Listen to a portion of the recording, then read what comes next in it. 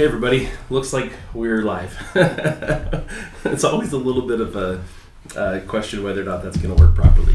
But today the main topic of discussion is the Google Search Generative Experience.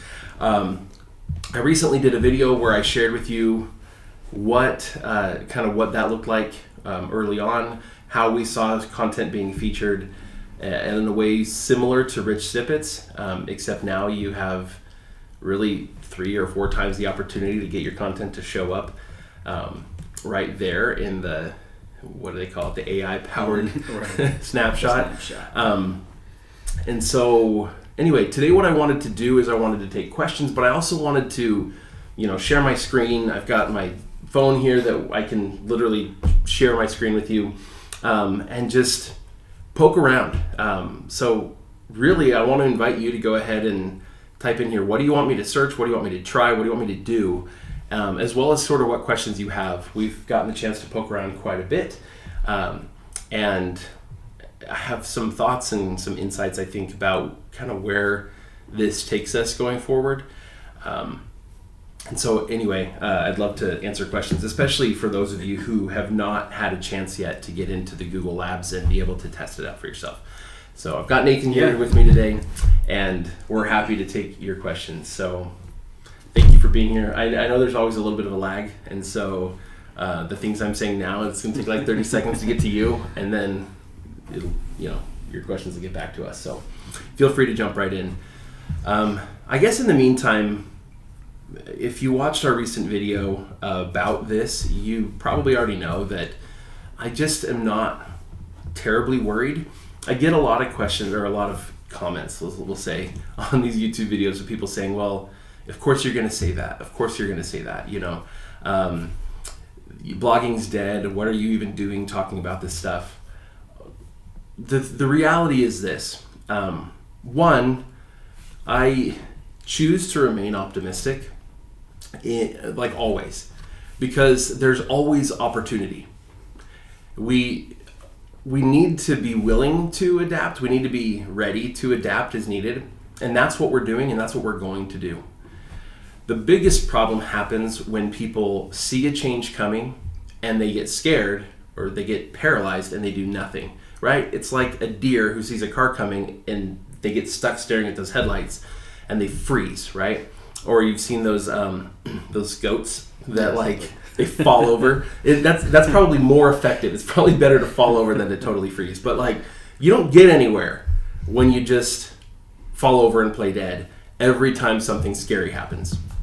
And what I see coming is different. It's going to be disruptive. But we've had a lot of disruptive things happen in the past. Everyone says, well, this time it's different. It's different. AI is going to change everything. Maybe. It's going to change a lot of things, but people will still need content.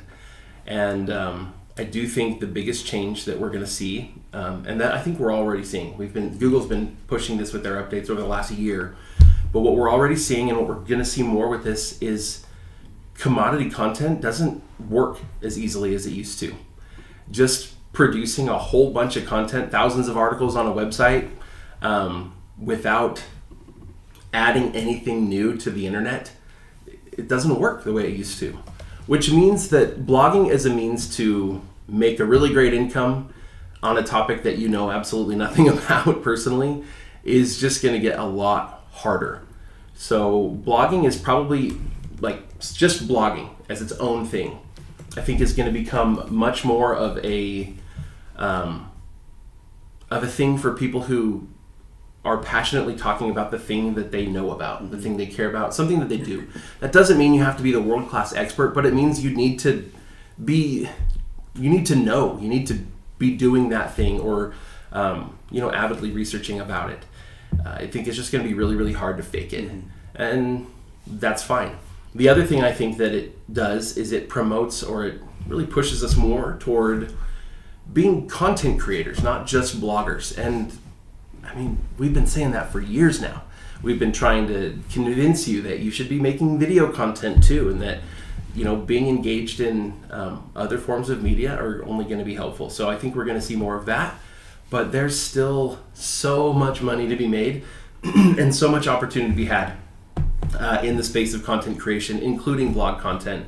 Honestly, YouTubers should be also building a website and building a brand around that and creating awesome blog resources on their website. It makes you way more money than just having a YouTube channel. And bloggers should probably be creating some video content, but that's not new. Anyway, we've got things coming in here, questions coming in. Yeah, I have one here from Steve Jabba who says, I'm very curious to see what would display for promo code keywords in the new AI snapshot. So let's take a look at that. So I'm thinking let me share my screen here. Like discount codes is kind of what I'm imagining you're asking about. Maybe like military discounts or discounts. My immediate thought went to like like a pizza coupon, like that sort of thing. Let's see. For some reason, I don't think you guys are seeing what's actually on my screen. It's just showing the Google page. So let me fix this real quick. Sorry about that. While you were looking at that, it looks like maybe we're making some progress here. But Carolyn says, what's your overall feelings about SGE now? I saw your video that it's about snippets, new thoughts. Well, over the last few weeks as we've been able to play with it, there have been some cool things that we've seen. It's been kind of interesting to see other people's thoughts in the industry. But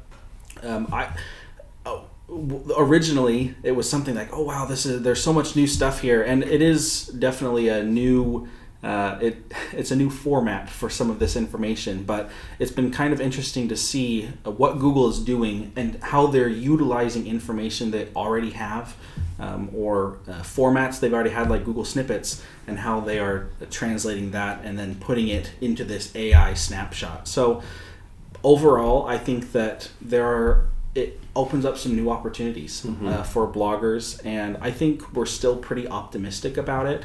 There's some opportunity to be potentially featured at the top of the page, even if you don't win a Google snippet, or even if even if you were on the first page. So there's some just different opportunities that are coming about that we just didn't have before. And I guess the question is, well, how effective will those be? If you are kind of featured at the top of the page in the AI snapshot, well, what will that mean as far as click-through? We're not 100% sure yet, but I would say being featured up there is better than not being featured up there. So anyway, there's just a couple thoughts. And we'll go back to the first one, but before that, some additional thoughts I have about the search generative experience. So far, the only real change is this snapshot, right? Excuse me. And this snapshot, realistically, I think is more helpful for users, which a lot of people are afraid of, right? Mm-hmm. But I think the things that make it more helpful for users don't necessarily mean that people go to blog content less overall. In fact, if anything, I think it encourages people to dive deeper. So here, we'll use the example that we were just given, which is I searched promo code. That was it. And Google gives you an answer. Here's what a promo code is. It's an alphanumeric string that online stores offer to encourage purchase on their website. So it's giving us a definition. This is the thing with keywords, by the way. When you just put in a really broad keyword without anything else to tell Google what you want to know about it, Google's always had to kind of shoot in the dark and try to guess at what you're searching for, right? So they give us a definition, and then they helpfully say, here's some ways to find promo codes. And they give you this list, right? Well, where did this list come from? If we click on this little button in the upper right, and you can see right here, they're featuring these 3, 4, 5, 6, 7 different articles. Being one of those first few, I think, is best because you're visibly seen. But then if we click this little button, right, it breaks it down. It tells us like, oh, well, this list, all of these items in the list are shown on these 4 articles. This one is shown in this article. This one's shown in this article. So Google's actually kind of citing their source. But then, since we asked a generic question, and really we get this all the time, right? But especially where we asked kind of we did a generic search, Google has these follow-ups here, right? This is kind of like the future of people also ask. This is, I think, where we're going, right? How to get a promo code, how to write a promo code, how do I get a PlayStation discount code? For some reason, that one is searched frequently enough that Google gave it its own. And if I click on one of these, it will do that search, but it will do it. Notice how it kept my original search snapshot. It does it within the context of the previous search. I can also,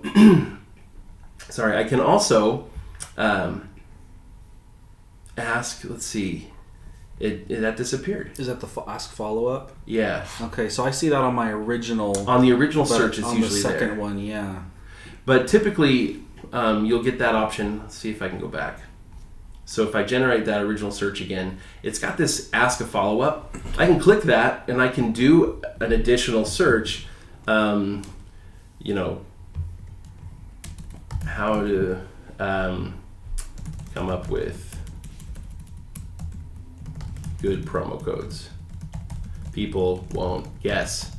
That's a much more specific question, right? If I'm writing a promo code for my own online product and I want to come up with a good promo code that's not obvious, like 20 off, that's like, oh yeah, 20% off. Now Google's going to answer this, but within the context of my original question. So I could have said how to write good ones people won't guess, and Google would have known I was talking about promo codes. These are all, I think, helpful things that will help users want to dig in deeper. Now, here they didn't cite anything, which is interesting. That's actually the first time I've seen that. That is interesting. Tells me that Google came up with this, but it wasn't specifically citing specific articles, right? And as I look at the top search results, 9 tricks for getting the most out of online coupon codes, how to find promo codes. Basically, what Google's kind of telling me here is there's not a great resource on the web for writing unguessable promo codes. Here's one. 6 tips to make promo codes work. Includes here, like, keep your customers guessing, don't be too obvious. That's kind of on point, but it's just not like entirely there. So Google didn't cite anything because even in the search results, we're not seeing a good answer. So there's kind of the first and second questions a little bit answered. It's just the snapshot, right? Right. Because after that, it's just normal search results.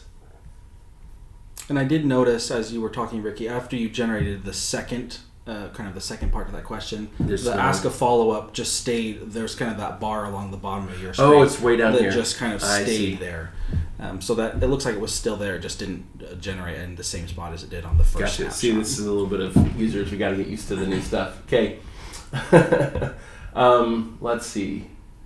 The next one I see, I'm noticing big changes for local SEO.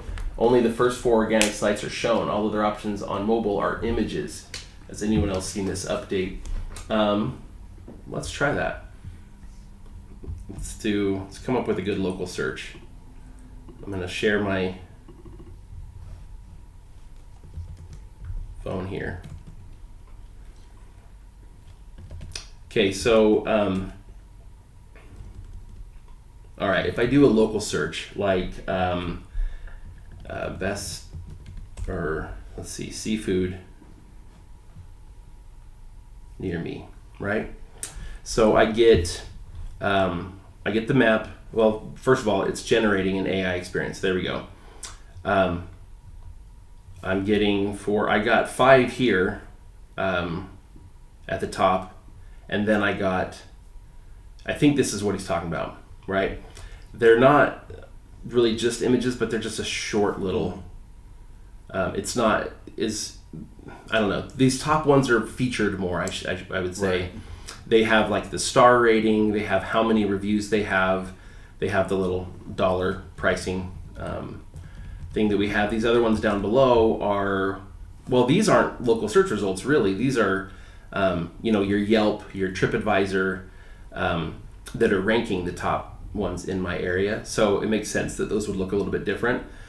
And then when I scroll down below that, I get normal search results. So this stuff down here is not part of SGE. This down here is just the normal Google search results and it isn't changing. So if I just search this, it did a normal Google search right now, this is what I would get. I'd get these images here with kind of the schema markup stuff for the things from Google reviews, address, that kind of stuff. I get the map search results, which I wonder if that'll look different. Here we go. We're seeing it here in SGE. You're going to get the map, and it just looks a little different. But down below that, we're seeing the current results, and that's the map with all that stuff. I guess what I'm saying is I'm not seeing anything that's dramatically different. And then if I click into the map, it should take me, into like a Google Maps listing and stuff where I can actually go. Now, when I do local searches for like restaurants or whatever, I usually search it in Google Maps specifically. Yeah. But basically what I'm saying is I'm not seeing anything dramatically different. Yeah. Another one here from Philip. I'm curious how the affiliate keywords are displayed, best X or X comparison in the YMYL area specifically. So maybe like some sort of medical product recommendation or something like that. So let's do best pacemakers for athletes. There we go. So we'll let it generate an AI. I think this will automatically generate right now. It's like having me click the button if I want it or not. So, what we're getting is something very similar to, again, non-YMYL searches. It's going to tell you, I'm not surprised here that it tells you right here. There's the AI generated disclaimer, like go to your doctor, they're going to tell you. But then what do? They cite a few specific websites where they get these. All four of them are the same. It's just giving you some specific things. Another thing in the YMYL space would be like financial. So like best credit cards for college students. That would be a huge keyword, right? Let's see.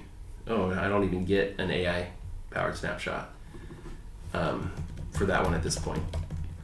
Best credit cards for business owners. Nope, they're not giving me anything in the credit card. I did do one, best credit cards for travel, and it looks like it is going to generate me one for that search.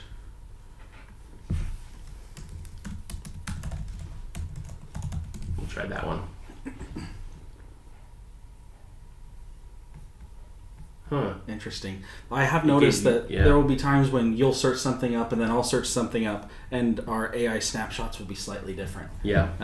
Which makes sense, but interesting. I just added an S, best credit cards for travel, and it gave me one. So here we go. But again, I'm getting something very similar. I'm getting a list. It doesn't have bullets, right? Like a normal bulleted list would have. In fact, it's giving me each one plus a little bit of additional information right there. And then it's citing the websites it got it from. I don't think it's substantially different for affiliate or for YMYL versus non-YMYL. If we did something like best bicycle for 5-mile commute, it's going to, right now we're seeing this snippet with a list, but now it's going to generate one for me. Anyway, here's one where it looks a little bit different, right? And each one of these is actually a link, rather than it just being an item in the list, right? It's actually linking me to where I can go buy this bike.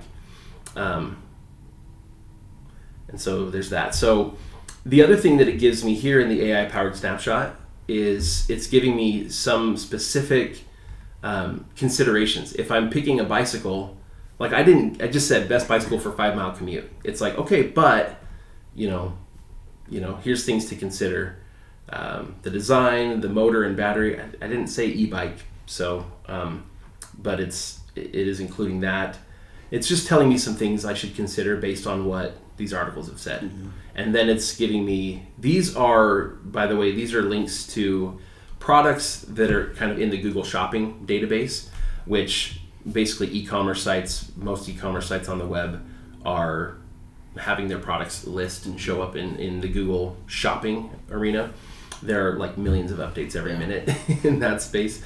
And so that's where these links are coming from. So yeah, Google's just trying to provide you a bunch up front. Is it all right if we rapid fire a couple of these? Yeah, let's do that. Okay, Mom Van Up says hello. Hey. Hey, how's it going? And thanks for being here. Yeah. Bad News Jim asks, is this live stream going to be available as a video later? Sorry, say that again. Sorry, no, you're good. Bad News Jim says, is this live stream going to be available as a video later? Yeah, we'll keep this up. It's when the video's over, it'll still be here, and we'll add timestamps to it, so make it easier. And then Marcus says, have you started noticing a drop in traffic since this has started rolling out? No, it hasn't started rolling out yet. So yeah, and not really. The thing is, like, it's hard to attribute traffic changes to any one particular thing. Yeah. So, I've had some people say, like, this is going to kill blogging because I don't use Google anymore. I go straight to ChatGPT with my questions, right? People say that kind of thing to me all the time. I say, well, that's fine that you do that, but if everybody were already doing that, I would have seen the traffic drop on my website. I haven't. Mm-hmm. Some people say they've been losing traffic, but there have been Google updates in that time too. And so, yeah, maybe some people are losing traffic, especially if you had content that could easily be reproduced by an AI, or if you're answering the kinds of questions that could easily be answered by an AI, even if you're adding value beyond that, but the questions you're answering are very fact-based, can easily be answered by an AI, then yeah, you're going to see a dip in traffic.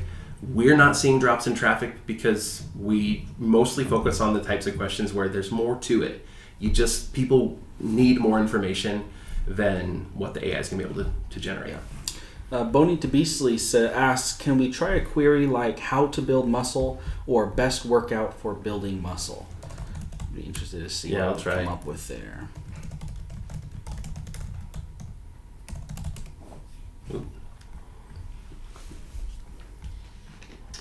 All right, so you can see here the results: bench press, squats, bent over row, deadlift, leg press, dip, concentration curl, and it's telling you what it works specifically. Pretty general information. I mean, this is the stuff I see literally on the poster at the gym. So it's nothing super special or fancy, but there you go. This is the list it generated, and again, based on articles from Insider, Bodybuilding.com, Men's Health, another from Bodybuilding. That's another thing. With featured snippets for the last couple of years, if you want a featured snippet, you didn't show up anywhere else on the first page of Google. That was the deal. For a while, you could win the featured snippet and rank number one. That was really cool. Then they started saying, well, no, winning the featured snippet is ranking, so you're not going to rank elsewhere. Because they're featuring multiple articles, that doesn't seem to be the case. Here's that article from Insider, here's Bodybuilding, here's Men's Health. Those same articles that are being featured up here are showing up in the search results, and I can't imagine they're going to remove them from the search results like they did with featured snippets, because this up here it's not the same thing, right? It's not featuring one specific article at the top. And so anyway, that's kind of a cool thing. You're going to be able to get featured here, and I think you'll still be able to rank here at the very top. Yeah. Salima asks, if you were starting a new niche site today, would you do anything different due to these changes? How would you proceed? Any specific steps? Some of the things, so if you watched my video early this year, or even the one we did a year ago about getting to $4,000 a month within 1 year, that plan was very heavily focused on creating a lot of content up front, but you'll notice that it also includes creating video content. It includes a lot of industry outreach. These are things that we teach as part of Project 24. But I think that most people focus a lot on the content and then neglect a lot of the other stuff, right? And by the other stuff, I'm not talking about a huge link building campaign and emailing everybody out there, but like, again, going and collaborating with a YouTuber, getting interviewed on a podcast is not very hard. These kinds of things are going to be able to get you seen. They're going to generate links for you, by the way.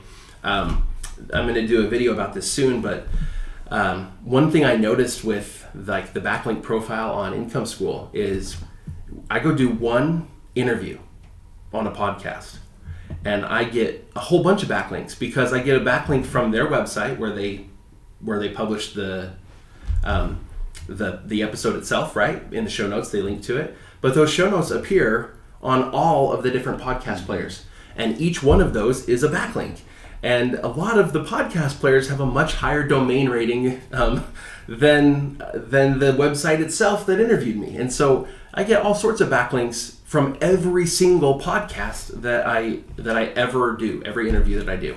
So anyway, I just think it's just a great way to get yourself out there, to get seen, and to be able to show that you know something about the topic and that you have opinions and beliefs and stuff. People listen to podcasts and are going to be fairly likely to come check out the website, but also, again, it just builds up that authority.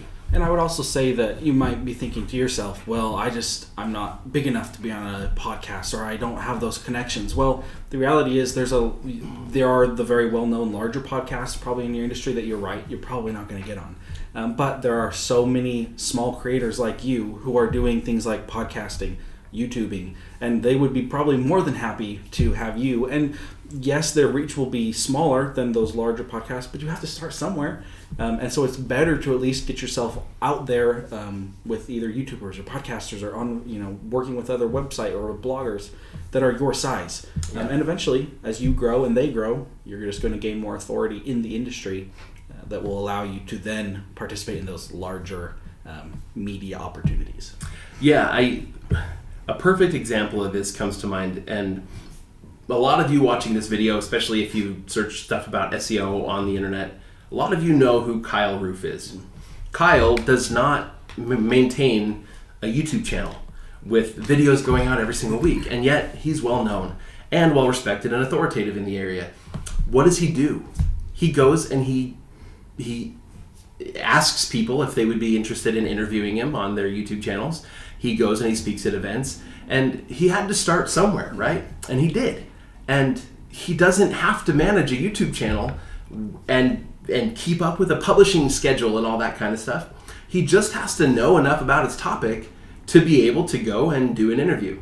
And when he goes and does an interview, he says, hey, I have some thoughts that we could talk about. Here's the topic I'd love to discuss. And so he can even kind of set the discussion topic of the interview and doesn't have to worry that I'm going to go way outside of that. It's brilliant, and that's why he does it, right? He's good at SEO, and he knows how effective that is. It builds real authority. And so I think that's kind of the number one thing, is just making sure that you're getting out there and participating in your industry. And again, you asked if there's something I would do different. It's not that that's different, but I think that it's just getting more important. Yeah. Yep. Millionaire Moxie asks, do you think that the headline image in the blog will become like a thumbnail on YouTube? To some extent. If you're hoping especially to get featured, but also I think even in the search results, I'm often seeing images. I mean, for YouTube videos, of course, you're seeing the thumbnail image, but I think more and more we're going to see the search results themselves. Right now, you see the logo for the website, or their favicon, you see the name of the website, and you see the headline, right? I wouldn't be surprised to see results that have the featured image as well, much more frequently. So for that featured image itself, if something that I would do is try to have some sort of unique image. If you're going to use stock photos, do something to it to make it unique, to make it not look like a stock photo, or at least not be an image that Google can easily find a lot of other places. If I'm going to use stock photos, I'll often use them within an article, but for my featured images, as often as possible, I'm trying to take my own photo, so it's a unique photo, and that's like directly related to the topic. I'm not worried about adding a bunch of words and stuff like we often see on thumbnails. Really, like, the image is very small up here in this space. You can see that on your phone. The images are sometimes, they're still pretty small. They're still very small. So I'm probably just going to try to take a really good, compelling image. Likewise, headlines are really important, and I think it's going to be important to probably to try to pack in like the punch in probably the first 40 characters. For a normal Google search result, 60 characters is fine, but try to pack the punch in the first 40 characters so you make sure it gets seen. Yeah. Crowd16 says, my website's in the snippet ban, lost all the snippets in a day, but still ranks in top positions. Do you think there's any way to get out of the snippet ban with the SGE? Well, yeah, I think that first of all, SGE is going to treat it pretty differently. Yeah.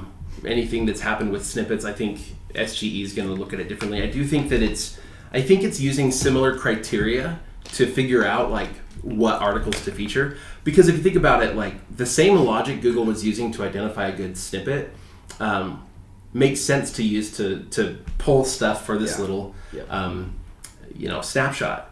And so I think it makes a lot of sense that it's going to be very similar logic, but it's a different enough thing. I don't think, first of all, I'm not 100% sure on the snippet ban. I know people are using that terminology. I don't know. We had Cook for Folks lost all of its snippets overnight a long time ago, right? When that first started happening, when we first started seeing websites just lose a bunch of snippets. We think it was because of maybe over optimization for snippets, and Google thinks, oh, they're optimizing for the computer, not for people, right? But as we wrote new articles, we started winning snippets again, and so we clearly weren't banned. Now I know some people are saying like, yeah, but I never got any back. I did notice that we didn't win back old articles very quickly. It was mostly on new content, and so if you're not adding a lot of new content now, you might not be winning snippets back, and that could be part of it too. So I do think that I don't think that Google is saying this website can never have a snippet again. I don't think that's the case. I think there are just other factors they put into place, and for some reason, one reason or another, the articles you're adding and the articles you have just aren't meeting that criteria. But I think that this is a different enough thing that I think the snippet ban kind of goes away, especially because Google gets to pick from a lot more. They don't just pick one featured article. They can now feature multiple articles. Right. And I think something that we've kind of seen as we've looked through the Google Snapshot is when you click into the different websites that it's featuring, it'll kind of highlight for you and show you where it's pulling from. And you mentioned earlier, oftentimes it's pulling from a section on an article that looks either very brief and succinct, very encyclopedic, or in some cases it's very obvious that the writer of the article wrote for a Google snippet or an answer target. And so it just seems to me like Google's reevaluating the way that they're using these, and since there is a change, since there is a shakeup, there's a very good chance that anything that has happened in the past, that it could change for you. And so whether you are able to just participate in the Google Snapshot, or if you do actually start getting snippets back, obviously we don't know for sure, but it would just make sense that there is a change happening. Yeah, I showed this example in our YouTube video, but and it's still right there. This is the first article published on terraintreaders.com. Possibly still the only one. Maybe we've published a few more since then. But I think. So published on the website, and it was featured. And when I click on it and I click into it, the section that Google highlights is my bolded answer target. Yeah. Just this is what I wrote to try to win a featured snippet. And a lot of people, when they started losing snippets and stuff, even within the Project 24 community, people were saying, well, maybe we need to not optimize so much for snippets. Maybe we need to not bold it. Maybe we need to, all sorts of things that people thought might work or might change it. In the end, I wrote an answer target the exact same way I always have, and I still bolded it, and Google still picked it, right? So I don't think we need to overthink that. I think the idea is if we can create a really good answer and make it easy for users to find, then it's going to get picked, right? Yeah. Awesome. Carolyn asks, do you think with the reality/possibility of losing traffic with SGE, is it more important than ever to focus on things like conversion strategies, video, email opt-in, lead magnets, those sorts of things? I think it's worthwhile. It always was, right? But maybe we are going to see less traffic overall, but we're going to see more traffic that is like our article is actually the right article for them. So I think that's one thing that this does is instead of focusing a lot on SEO practices, Google is getting better able to dive into what the user's actually looking for and point them toward, like here, Google's answering the question, but very, very superficially, right? So if you actually are trying to figure out a way to save money buying an ATV by picking the best time to do it, you're going to want more information than what's here, right? So Google's going to help you sort of dive in, and maybe people will choose a follow-up question, right? And that follow-up question will help them dial in further on what they're really looking for, and Google will be able to point them to the resource that's the best fit for them, not the one that best played the Google game. And so are we going to get less overall traffic? Possibly. But I think our bounce rates will probably decrease. I think the people that come to the website are the ones who are going to be the ones who are currently staying longer. They're the ones that are still going to end up on our websites. Yeah. It's the people who get to the website, read for 3 seconds, and are like, this isn't what I wanted, and leave. And those ones were earning you like 3 cents, right? Maybe. And so I don't think we're going to see necessarily a huge decrease in income, even if we see a decrease in page views.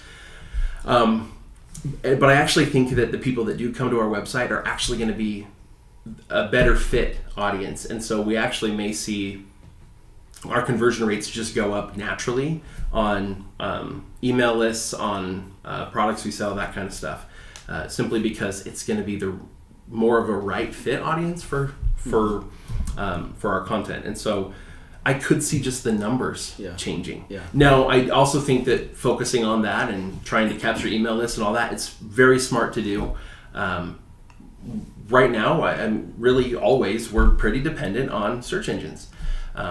And so if you can minimize or decrease that dependency at least a little bit, video is another great way to do that. Google still owns YouTube, right? But it's a totally different system. Run by like a different group of people. Right. It's owned by the same company, but it's not the same thing, right?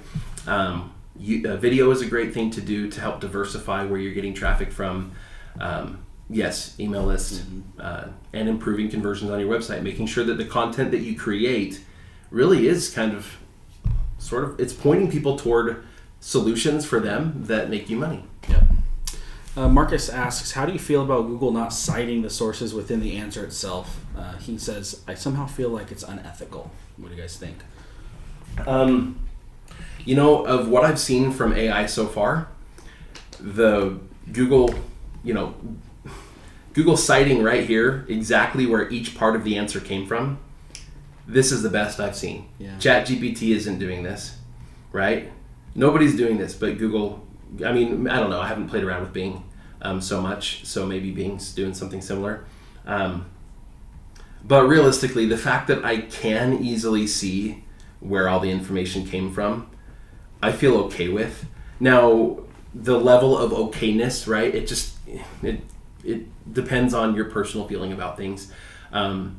I personally don't like that now AI can just go scrape the whole internet and can rewrite it and rewrite anything and not give any credit to the original thinker or the person that originally wrote it. But that has always been true. Yep. People have been scraping and spinning content from the web forever and not giving credit. That's not a new thing. The other thing to remember is that a lot of what's on the web right now is not really very proprietary, right? The thing that with copyright, the thing that we can copyright when we write an article is the words, the structure, the words we put together. The ideas themselves are usually not very original. The things that we write aren't totally original. Yeah. Somebody else has thought those. There's a reason we think those things. Even if, there's something I just learned from experience by going camping with my dad. Well, I learned that from experience, but also from my dad. And so do I need to say, I learned this from my dad every time I write something in an article where it's like, well, I gained my own experience, but the original thought, if I go all the way back, it came from my dad. But it didn't, because he got it from his dad, right?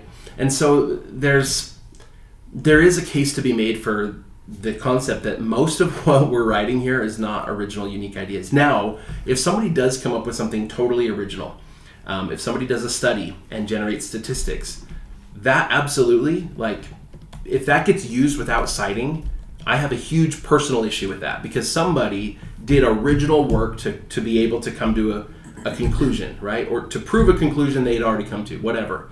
And that kind of work deserves citation. But if I read an idea somewhere but it's an idea I already had, or it's an idea that's just common within an industry. Having to cite that, I don't know, I think most people don't feel a necessity to do that. So it's kind of a personal feel sort of thing. Yeah. There's a huge spectrum. Some people are like, nope, AI doesn't owe anything to anyone, and I'm definitely not that person either. Yeah. Steve Java says, could we look at some alternative keywords, like product alternatives? So the one that I thought of, like we use ClickUp for kind of organization, so like a ClickUp alternative, and kind of see what it generates. Let's see.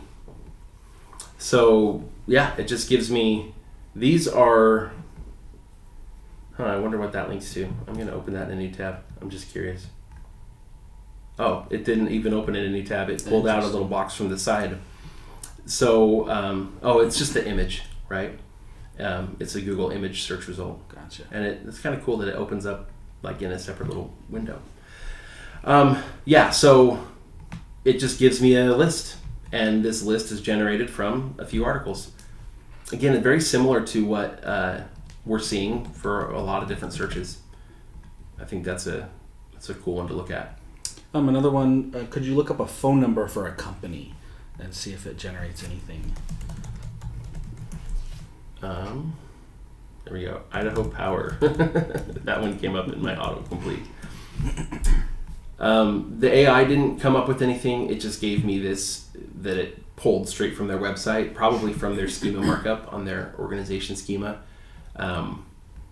which they have all that over here too. So they have their customer service number right there, and Google took that and put it right there. You'll notice that it also came up literally in the search bar right there. Let me try another one for like a different company. Phone number for Amazon returns. Okay, I'm going to get an AI-powered snapshot. Yeah, it's just telling, and probably they pulled this mostly from Amazon's own website, where they say, here's how you can reach us over the phone. Let's see. Yeah, it's telling us you can call them. And then here, what it pulled from Amazon is actually where to go on the website to go do your own return without calling them, because they would probably rather you didn't call them. Very interesting. It's a good one. Carolyn says, I'm noticing that they don't generate the SGE automatically on every search. I'm wondering what causes that. Also wondering if they are truly just testing how wanted the SGE versus traditional search. I think that's an interesting thought. To some extent that's probably some of it, because it does seem like sometimes it just auto-generates, sometimes you can click to kind of open the snapshot. And there probably is that element of testing to see, are people satisfied with what's on the search result page without it, versus if people are clicking it. I guess in this case it's a little skewed because we're going to click it every time, but right. While we're beta testing it. But anyway, Caroline, I think that's a good thought. I think part of it might be that because it's in testing, it's like, I signed up, for Google Labs. I clicked the little Search Labs thing, and I turned on SGE, right? I turned that on as an option. So it gives it to me. It gives me that option up here. At first, I think it was auto-generating. Now it seems like it almost never does. Yeah. Or it takes a few seconds, right, to generate. So on my phone, I just did the same search, the phone number for Amazon returns, and it auto-generated it. And I think that's because on my phone, I'm using the Google app specifically, where I turned on SGE. In Google Chrome on my phone, it's not automatically doing that. So I think it's in large part because it's a beta test. They don't want to automatically generate it every time and annoy me, because not only am I getting the AI-powered snapshot, but I'm also getting often a featured snippet, and the people also ask, which won't be part of the Google experience once SGE becomes the norm. So I don't know. I'm curious. Maybe they won't auto-generate it every time, even in the future. It's possible. That would be interesting. Let's see. We have a comment from Mom Ban Up. Says, we are getting, this is kind of in relation to something we already talked about, working on industry outreach. She says, we are getting great links from doing local live events. Pretty cool. and it's fun too. That's a good idea. Kind of working with, I just think of like, if you do have a local niche where you could go to like a farmer's market or some sort of fair or event or show where you're connecting with other small businesses, it's a great place to get some of those things. Yeah, and even for like a non-local, if you have a niche that's not local, but there are industry-specific events, I think going to those events is a big deal. On our YouTube channel, both on Income School and on Channel Makers, our biggest videos almost every time are news videos. When something's going on and people want to know what's happening, right? And event-based videos on a lot of channels do really well too, because a lot of people would attend an event, but they can't. They're not going to travel. It's just not feasible to attend every event. And so if you can go and cover it in some way, it's fantastic. It's also a great place to get good content, to get really good B-roll, to potentially find people to collaborate with. So, as you move into a position where you can do more and more and more with your blog, bring a camera at least, right? And talk to people, interview people. It makes good blog content. It makes great video content too. Barat says, I'm in a low competition niche in outdoor activities. I'm focusing 90% on response posts and then the remaining staple. Do you think that's a good strategy, or would you recommend a restructure? Yeah, the response posts have been really good for, winning those low competition searches, right? Those are more specific low competition searches. And the more searches that you rank really well for, the better it actually helps the authoritativeness of the whole site. And so it's actually been really valuable to write response posts. But if we're not careful, those response posts are easily just commodity content. Very much like, here's a question, let me give you a factual answer. And so a lot of response posts just look an awful lot like something an AI could or would generate today, right? And so even when we write response posts, we need to make sure that we're adding something beyond what an AI can do. Even if that's mostly just like personal experience. When I say, if I'm reviewing something and I say, this pocket knife is great for this reason, yes, I can list out all the specs or whatever and compare it to other pocket knives. But if I say, this is the one that I carry, like I've used all of these, but this is the one that's literally in my pocket every day, and I've used it as a screwdriver, I've used it as this, I've used it as this, it holds its sharpness really, really well, even though I've used it as a can opener, right? Like, if you can say those kinds of things, the credibility that it gives to what you wrote about, just in a generic review, the credibility it adds to that is just enormous. Whereas when, compare that to somebody else who writes basically what an AI would write, which is, reviewers say this and the specs are this, and so here's your comparison. It just goes a long way when you can use that personal experience, or when you can add some level of testing or something else on top of it. Yeah. All right, we have 2 requests for searches here. Can we try the query, why is Discover Card a joke? See what we get here. Some say it's a joke because of its poor customer service. Customers complained about long wait times and trying to contact customer service representatives. And then they give me a list of issues that have been reported.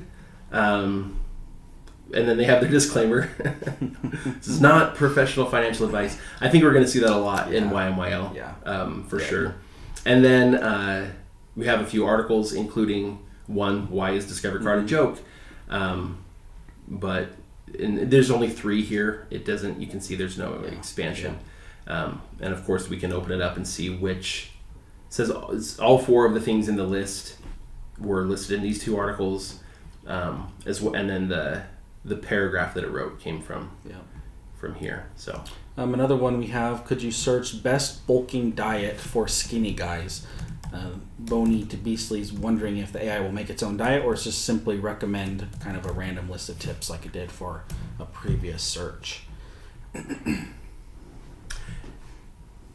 Yeah, I mean it's not giving you a full diet, right? It's giving you generic things like, here are some foods to include in a bulking diet, but it's not going to actually give you the diet. Yeah. Again, you can see that Google's not not diving in deep, right? The AI is not going to provide you with that full, like, here's your meal plan, eat these things.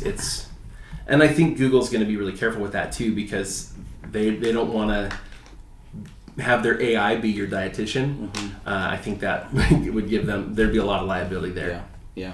Another one, could we do an X versus Y kind of comparison query? Comparison of two products, maybe like a name brand product versus a off-brand product or something like that. Let's see, yeah. Or even a model comparison of two different models of something, or... Yeah, here's a drone one. These are two different DJI models. So you can see it pulls up both. It pulls in a few things, the pricing, a couple of specs, and then it has a paragraph here of just kind of a few specific things like the sensor size and that kind of thing. It's pretty high level, right? Nothing about really usability, anything along those lines. And then, of course, it does cite a few articles. I think that's what we're getting. I don't think it's ever going to do a great comparison. It's just going to give you kind of the... this isn't that much worse than what a lot of bloggers do, right? Which is like, oh, let me give you a comparison table, but the comparison table is literally just the specs, right? So Peter says, I see the articles they feature on the right have featured images. Does that mean I won't be able to get the snippet if I don't display a featured image? So you'll notice in this example they didn't. So I don't think that's a requirement, but I wouldn't be surprised if that becomes like a factor. It's desirable, I think. I think Google would prefer that you had one, and so if they were to pick between two comparable articles and one had a featured image, particularly an original image, I think it would pick that one over the other. But again, they do want to make sure that they're providing the helpful information, and so I think that's first and foremost. Bilal asks, I'm starting a blog about tech, gaming, and entertainment. Can you give me some good tips? Tech, gaming, and entertainment. There's there's a lot in that space. I'd say it's a very broad topic, and so probably pick your genre.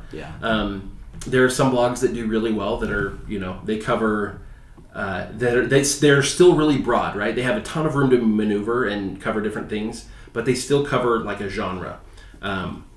There's ones that cover anything comic book related, and there's comics for like everything, right? So every superhero movie and TV show, plus like tons of other things that are comic based, and they cover that kind of stuff. So I would kind of pick a space. That's probably my biggest tip is start somewhere specific, and then you can broaden as you go. Okay, a couple more requests here for searches. Boney DeBeasley says, what if you search for a fable such as the fable of the lonely toucan and the crocodile? Will the AI paraphrase its own version of the fable? Did I misspell toucan? Toucan? T-O. There's an O. There we go. So it's, I got to generate. Here we go. Here's some related information. In the book, Christopher Crocodile is lonely and tries to make friends, but everyone is scared of him. A helpful toucan introduces him to another lonely crocodile, and the two crocodiles live happily ever after.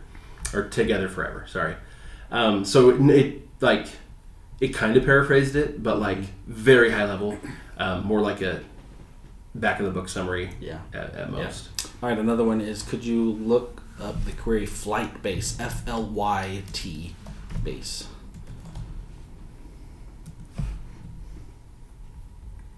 Yeah, flight base, okay. Okay, so it's giving me some information about what it is. It's an enterprise-grade software platform that automates and manages commercial drones. The world's first Internet of Drones platform. Its platform provides API-driven architecture. So it's giving me a lot of information. Allows easy integration of drones with cloud-based businesses. Applications like SAP, Slack, Twilio. Can be used for various applications. It gives me a few specifics: site security, asset inspections, emergency response. I get a few images. So these may come from Flightbase's website, or they may come from some of these articles that are about Flightbase. Again, because we are talking about a product, right, or a company, it even pulls in some of these reviews. These, I'm curious if these come just from like Google. Yeah, they come from the Google Maps review. So, along the same lines, I'm curious now what happens if I type in income school. I see now Google knows I own income school. There we go. Generate. There we go. So that's kind of cool. I get reviews from Google reviews. So if you have a business, whether it's local based or not, by the way, getting a Google listing will be one of the best ways to get reviews to show up literally in Google. We have people that write reviews all the time, and here's from Niche Pursuits, eBiz Facts. There's a few here, but these ones here that are directly from customers that came up on Google, I think are the ones that are going to be the most impactful on Income School, right? And then it pulls some other information. This comes from Google Maps, the address, and it's not our address anymore. I need to update our Google Map listing. We just got into our new office. And yeah, this is actually a pretty decent little description here. And then it's got all these follow-ups here. Who owns Income School? Who owns Income School? What does it say? Oh, look, it does know. There we go. That's pretty cool. Awesome. Julie asked a question here. What about an option like should public school libraries ban certain books? Does it have an option for that?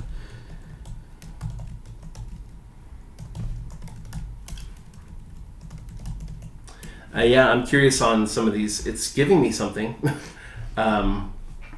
Here it says, some say there's no reason to ban a book. Others say keeping books with inappropriate content out of libraries protects kids. And then it gives me some factual information of what the Supreme Court said.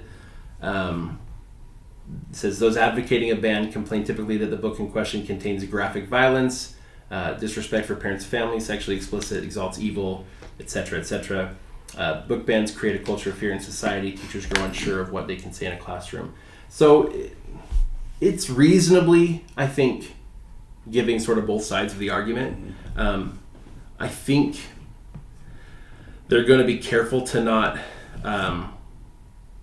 express an overt opinion. Yeah. Even if, like, frankly, as I read this, it feels like they're being very factual.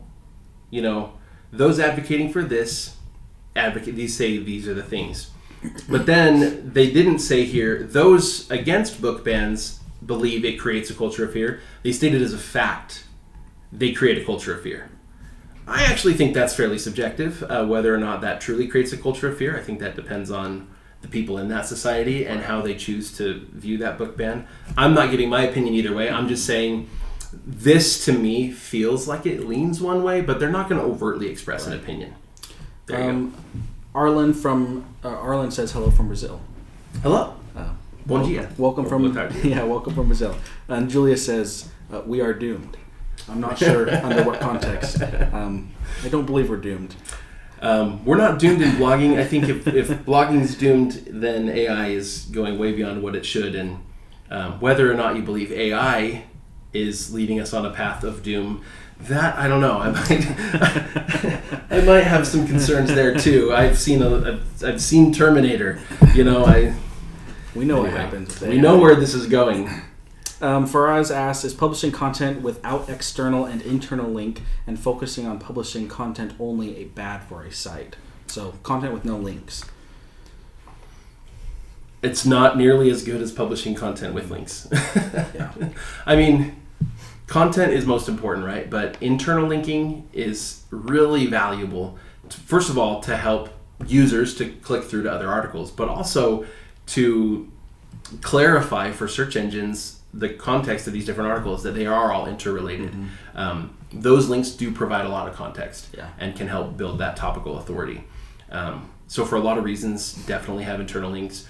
External links link to sources that make sense.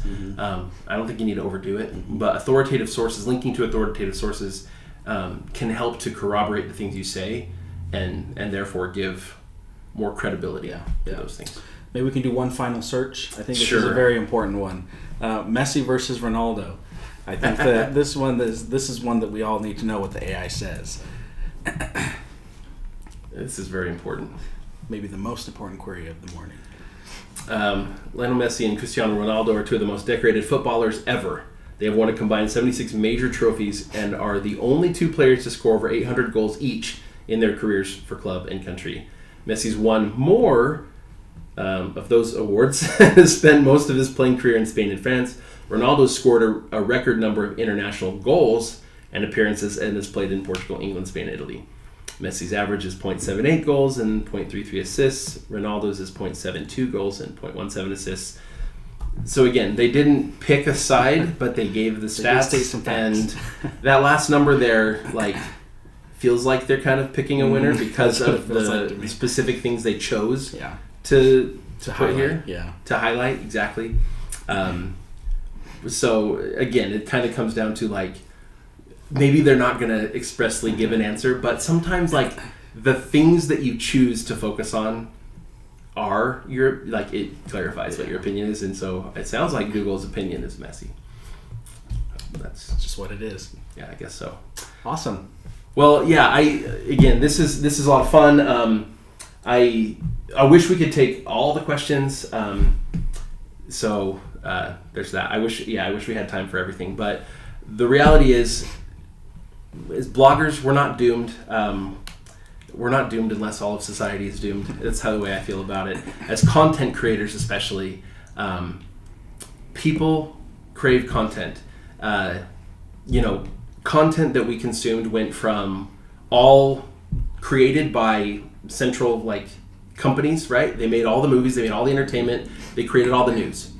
And then we got reality TV, which was still created by those organizations, but had more normal people, which, some was pretty good and some's pretty trashy, in my opinion. But then we got YouTube, blogging, just social media. We got normal people democratizing where content comes from. And we've reached a day where, kids and teenagers, they don't know the names of the actors in their favorite movies, but they do know who their favorite YouTubers are.